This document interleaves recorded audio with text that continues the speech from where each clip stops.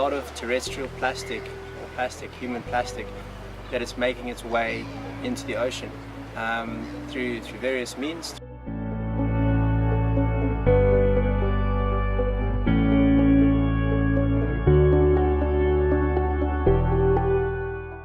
Plastic may come from something natural, from ancient sunlight, ancient carbon, but once we manipulate these components, we actually denature plastic so that it will never break down.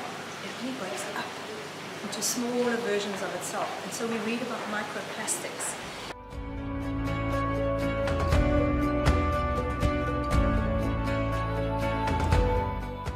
So marine organisms in the ocean, when they come across plastic, they don't see it as plastic. That's a human construct. They see it as food or potential food, and so they are ingesting that. And all the research that's happening in the world at the moment, because of the focus on plastic in the ocean, it is being revealed that most all fish species, all bird species, are showing signs of ingesting plastic. When a little fish eats a little piece of plastic, a microplastic, and then the larger fish comes along and eats maybe a larger piece of plastic and that fish, and it moves up the food chain, we are at the top of the food chain. So we are going to suffer the consequences of our behavior. So now that we know what all the problems are, it can seem very doom and gloom and kind of a little bit upsetting.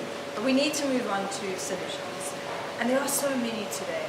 This has become a global conversation in terms of the plastic crisis in the environment.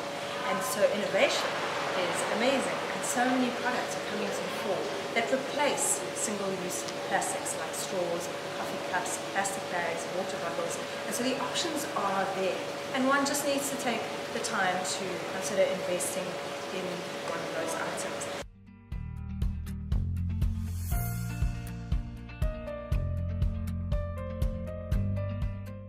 Once people are aware, we ask them to change their lives. We ask them to change their habits and to start using less single-use plastic, and also to become activists in their own right. We believe everybody can make a difference in their lives and in the communities.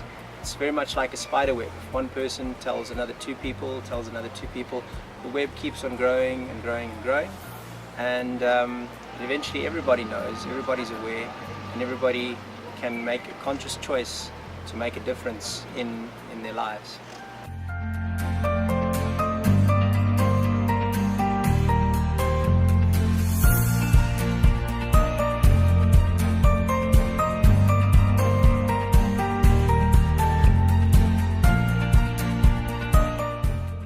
So the EcoBrick concept was developed in Central America, Guatemala, and it's since been spread to different parts of the world, and it's so great because it simultaneously protects the environment from soft, unrecyclable plastics and stops them from breaking down into microplastics in the environment, whilst creating a low-cost building material and upskilling communities to live with the available resources that they have.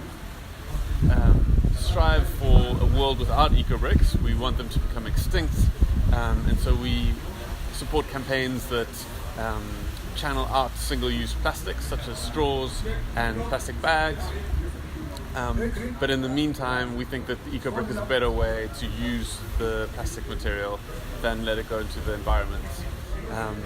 We have a waste crisis in many of our cities and rural areas where a lot of livestock are eating plastic and our landfill sites are running out of space. So making eco-bricks and recycling and composting is critically needed, and the great thing to notice is the rise in general environmental awareness which is happening, and so we're starting to gather support. If one person can make a change, imagine what 7 billion can do.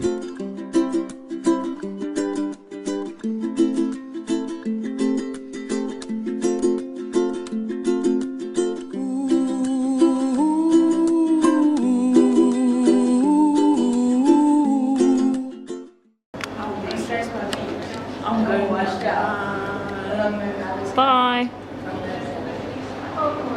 I'm taking a video, so you might as well go.